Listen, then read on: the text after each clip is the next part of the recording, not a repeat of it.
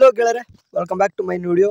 Okay, ನಿಮ್ಗಾಗಲೇ ಗೊತ್ತಿರುವ ಹಾಗೆ ಇವತ್ತು UGCET or KCET 2024 first round mock allotment ಅಂತ ಕರಿತೀವಿ. ಓಕೆ, ಫಸ್ಟ್ ರೌಂಡ್ನ ಮೊದಲನೇ ಮಾಕ್ ಅಲಾಟ್ಮೆಂಟ್ ಅಂತ ಕರಿತೀವಿ. ಯಾಕಂದರೆ ನಿಮ್ಗಾಗಲೇ ಗೊತ್ತಿರುವ ಹಾಗೆ ಈ ಸರ್ತಿ ಎರಡೆರಡು ಸರ್ತಿ ಏನು ಮಾಡ್ತಿದ್ರೆ ಮಾಕ್ ಅಲಾಟ್ಮೆಂಟ್ ಮಾಡ್ತಿದ್ರೆ ಇವತ್ತು ಮಧ್ಯಾಹ್ನ 2 ಗಂಟೆ ನಂತರ ಅಂತ ಏನು ಹೇಳಿದಾರೆ ಅಂತಂದರೆ ನಿಮ್ಮ ಒಂದು ಮಾಕ್ ಅಲಾಟ್ಮೆಂಟ್ ರಿಲೀಸ್ ಮಾಡ್ತೀನಿ ಅಂತ ಹೇಳಿದ್ರೆ ಸಿಂಪಲ್ಲಾಗಿ ಏನಿಲ್ಲ ಕೆ ವೆಬ್ಸೈಟಲ್ಲಿ ಅವ್ರ ಲಿಂಕನ್ನು ಬಿಡ್ತಾರೆ.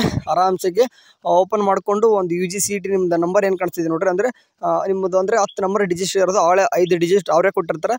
ನೀವು 5 ಡಿಜಿಟ್ ಹಾಕಿಬಿಟ್ಟು in case date of birth ಕೊಟ್ಟಿತ್ತಂದರೆ ಡೇಟ್ ಆಫ್ ಬರ್ತ್ ಹಾಕಿಬಿಟ್ಟು ಸಬ್ಮಿಟ್ ಕೊಟ್ಟರೆ ನಿಮಗೆ ಒಂದು ರಿಸಲ್ಟ್ ಶೋ ಆಗುತ್ತೆ. ಬಟ್ ಅದಕ್ಕಿಂತ ಮುಂಚೆ ನಿಮಗೆ ಗಮನದಲ್ಲಿ ಇಟ್ಕೋಬೇಕು ಕೆಲವೊಂದಿಷ್ಟು ಇಂಪಾರ್ಟೆಂಟ್ ಪಾಯಿಂಟ್ಸ್ಗಳಂತ ಕರಿತೀವಿ. ಓಕೆ, ಇದು ನೋಡಿರಿ, ನಿಮ್ಮ ಮಾಕ್ ಅಲಾಟ್ಮೆಂಟನ್ನು ಪದೇ ಫಸ್ಟಿಂದ ಲಾಸ್ಟ್ವರೆಗೂ ಕೂಡ ಹೇಳ್ತಿದ್ದೀನಿ. ಇದು ನಿಮಗೆ ಮಾಕ್ ಅಲಾಟ್ಮೆಂಟ್ ಬರೋದು ಆಲ್ಮೋಸ್ಟ್ 50% ಇದೇ ರಿಯಲ್ ಅಲಾಟ್ಮೆಂಟಲ್ಲಿ ಕೂಡ ಆಗುತ್ತೆ. ಓಕೆ, 50% ಅಂತ ಹೇಳ್ತಾ ಇದ್ದೀನಿ. ಬಟ್ ಕೆಲವೊಂದಿಷ್ಟು ಸ್ಟೂಡೆಂಟ್ಸ್ಗೆ ಇದೇ ಫೈನಲ್ ಅಂತ ಅನ್ಕೊಂಡ್ಬಿಟ್ಟಿರ್ತಾರೆ. ಬಟ್ ಇದು ಯಾವುದೇ ರೀತಿ ಫೈನಲ್ ಇರೋಲ್ಲ. ಇನ್ ಕೇಸ್ 90% ಬರೋ ಚಾನ್ಸಸ್ ಇದ್ದರೂ ಕೂಡ ಕೆಲವೊಂದು ಟೈಮ್ ಏನಾಗುತ್ತೆ ಅಂತಂದರೆ ಬೇರೆ ಕಾಲೇಜ್ ಸಿಗ್ತಾವೆ. ಓಕೆ, ಇದೇ ಬರಲಿಕ್ಕಿಲ್ಲ. ಯಾಕಂತಂದರೆ ಕೆಲವೊಂದಿಷ್ಟು ಹುಡುಗರು ಈಗ ಅದರಲ್ಲಿ ಬೇರೆ ಈ ಸರ್ತಿ ಮಾತ್ರ 50-50 ಚಾನ್ಸಸ್ ಅಂತೂ ಇಲ್ಲವೇ ಇಲ್ಲ ಅನ್ಕೊತೀನಿ. ಯಾಕಂತಂದರೆ ಒಂದು ಸರ್ತಿ ಅಲ್ಲ, ಈ ಸರ್ತಿ ಎರಡೆರಡು ಸರ್ತಿ ಮಾಕ್ ಅಲಾಟ್ಮೆಂಟ್ ಬರೋ ಕಾರಣ ಡೇಟ್ ಎರಡೆರಡು ಸರ್ತಿ ಹುಡುಗರು ಏನು ಮಾಡ್ತಾರೆ ಅಂತಂದರೆ ಆಪ್ಷನ್ ಎಂಟ್ರಿ ಚೇಂಜ್ ಮಾಡೋಕ್ಕೆ ಟ್ರೈ ಮಾಡ್ತಾರೆ. ಯಾಕಂದರೆ 7ನೇ ತಾರೀಕು ಇವತ್ತು ಬಂದರೆ ಮತ್ತೆ ನಿಮಗೆ 9ನೇ ತಾರೀಕು ಮತ್ತೆ ಆಪ್ಷನ್ ಎಂಟ್ರಿ ಮಾಡೋಕ್ಕೆ ಬಿಟ್ಟರೆ ಮತ್ತೆ 14ನೇ ತಾರೀಕು ನಿಮಗೆ 2ನೇ ಸರ್ತಿ ಮಾಕ್ ಅಲಾಟ್ಮೆಂಟ್ ಬಂದು ಮತ್ತೆ ಹಾಗೆ ನೀವು ಹುಡುಗರು ಮತ್ತೆ ಇನ್ನೂ ಕೂಡ ಚೇಂಜಸ್ ಮಾಡ್ಕೊಳ್ತಾರೆ. ಇದೆಲ್ಲ ಕೂಡ ಪ್ರಾಸೆಸ್ ಎರಡೆರಡು ಸರ್ತಿ ಪ್ರಾಸೆಸ್ ನಡೆಯೋಷ್ಟರಲ್ಲಿ ಏನಾಗುತ್ತೆ ಅಂತಂದರೆ 21ನೇ ತಾರೀಕು ರಿಯಲ್ ಅಲಾಟ್ಮೆಂಟಲ್ಲಿ full different change college allot ಆಗೋ ಸಾಧ್ಯತೆ ಜಾಸ್ತಿ ಐತೆ ಈ ಸರ್ತಿ. ಓಕೆ ಸರಿ, ಅದೇನೇ ಆಗಲಿ ಸದ್ಯಕ್ಕಾದ್ರೆ ಏನು ಬರ್ತದೆ ಅದನ್ನಂತೂ ನಾವು ಎಕ್ಸೆಪ್ಟ್ ಮಾಡ್ಕೋಬೇಕಾಗ್ತದೆ. ಇದು ಮಾಕ್ ಅಲಾಟ್ಮೆಂಟ್ ಕೆಲವೊಂದಿಷ್ಟು ಹುಡುಗರಿಗೆ ಸೀಟ್ ಸಿಗಲಿಲ್ಲ ಅಂತಂದ್ರು ನೀವು ವರಿ ಮಾಡ್ಕೊಳ್ಬೇಡ್ರಿ. ಇದು ಯಾವುದೇ ರೀತಿ ರಿಯಲ್ ಅಲಾಟ್ಮೆಂಟ್ ಅಲ್ಲ. ಇದೇ ನೀವು ಫೈನಲ್ ಆಗಿ ಇದಂದರೆ ಈಗ ನೀವು ಅಲಾಟ್ಮೆಂಟ್ ಆಗಿರುವಂಥ ಕಾಲೇಜು ಇದೇ ನಮಗೆ ಫೈನಲ್ ಅಲ್ಲೂ ಕೂಡ ಬೇಕು ಅಂತಂದರೆ ಕೆಲವೊಂದಿಷ್ಟು ಪ್ರೊಸೆಸ್ ಫಾಲೋ ಮಾಡಬೇಕು.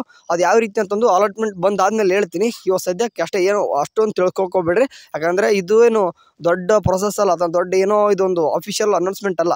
ಓಕೆ, ಜಸ್ಟ್ ಮಾಕ್ ಅಲಾಟ್ಮೆಂಟ್ ಅಪ್ಪ ನಿಮಗೆ ಬರಬೇಕು ಅಷ್ಟೇ. ರಿಯಲ್ ಅಲಾಟ್ಮೆಂಟ್ ಅಂತ ಏನು ಕರಿತೀವಿ ನೋಡ್ರಿ, ಅದು ನಿಮ್ಗೆ ಫೈನಲ್ ಆಗಿರ್ತದೆ.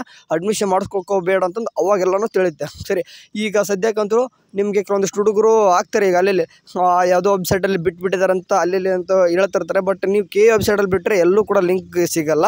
ಇಲ್ಲಿ 3 ಡಾಟ್ಸ್ ಮೇಲೆ ಕ್ಲಿಕ್ ಮಾಡಿಕೊಂಡು ಪ್ರೈವಸಿ ಕ್ಲಿಕ್ ಮಾಡಿಕೊಂಡು UGCET 2024 ಮೇಲೆ ಕ್ಲಿಕ್ ಮಾಡಿಕೊಂಡ್ರೆ ನಿಮ್ಮ ಒಂದು UGCET ಇಲ್ಲಿ ಏನು ಕಾಣಿಸ್ತಿದೆ ನೋಡ್ರಿ, ಇದ್ರೆಲ್ಲದರ ನಡುವೆ ನಿಮ್ಮದು ಒಂದು ಅಂದರೆ ಮೊದಲನೇ ಸುತ್ತಿನ ಅಣುಕು ಸೀಟು ಹಂಚಿಕೆ ಅಂತ ಬರ್ತವೆ. ಅಣುಕು ಅಂತಂದರೆ ಮಾಕ್ ಅಲಾಟ್ಮೆಂಟ್. ಆ ಸುತ್ತಿನ ಒಂದು ಲಿಂಕ್ ಅಂತ ಬರ್ತದೆ. ಆ ಲಿಂಕ್ ಮೇಲೆ ಕ್ಲಿಕ್ ಮಾಡಿಕೊಂಡು ನಿಮ್ಮ ನಂಬರ್ ಹಾಕಿಬಿಟ್ಟು ಓಪನ್ ಮಾಡ್ಕೋಬೋದು. ಸರಿ, ಇದೇನು ಕೇಳಿದೆ ಅಂತಂದರೆ ಬೆಳಗ್ಗೆ ಹುಡುಗರು ಸ್ವಲ್ಪ ಖುಷಿಯಾಗಿರ್ತಾರೆ. ಯಾಕಂದರೆ ಇಷ್ಟು ದಿನ ವೇಟ್ ಮಾಡಿದ್ದಕ್ಕೂ 23ನೇ ತಾರೀಕಿಂದ ಆಪ್ಷನ್ ಎಂಟ್ರಿ ಸ್ಟಾರ್ಟ್ ಆಗೋದೇ ಲೇಟ್ ಆಗೈತೆ. ಆ್ಯಕ್ಚುಲಿ 23 ಸ್ಟಾರ್ಟ್ ಆಗಿದ ಮೇಲೂ ಕೂಡ 7ನೇ ತಾರೀಕು ಬಂದು ಮಾಕ್ ಅಲಾಟ್ಮೆಂಟ್ ಮಾಡಿದ್ದಾರೆ. 21ಕ್ಕೆ ಮತ್ತೆ ರಿಯಲ್ ಅಲಾಟ್ಮೆಂಟ್ ಅಂತೆ. ಅಂದರೆ ಬರೋಬ್ಬರಿ ಒಂದು ರೌಂಡ್ ರಿಸಲ್ಟ್ ಬರೋಕೆ ಒಂದು ತಿಂಗಳು ಬೇಕಾ ಅಂತ ಕೇಳಿದವ್ರಿಗೆ ಬೇಕು. ಯಾಕಂತಂದರೆ ನೀವು ಒಬ್ಬರೇ ಅಲ್ಲ, ನೀಟ್ ಸ್ಟೂಡೆಂಟ್ಸ್ ಕೂಡ ಇದ್ದಾರೆ.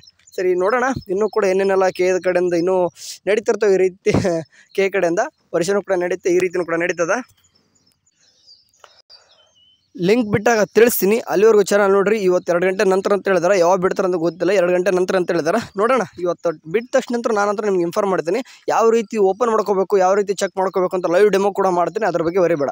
ಸರಿ, ಬಾಯ್. ಭಾಳ ಮಾತಾಡ್ಬಾರ್ದು ಬೆಳಗ್ಗೆ. ಬಾಯ್.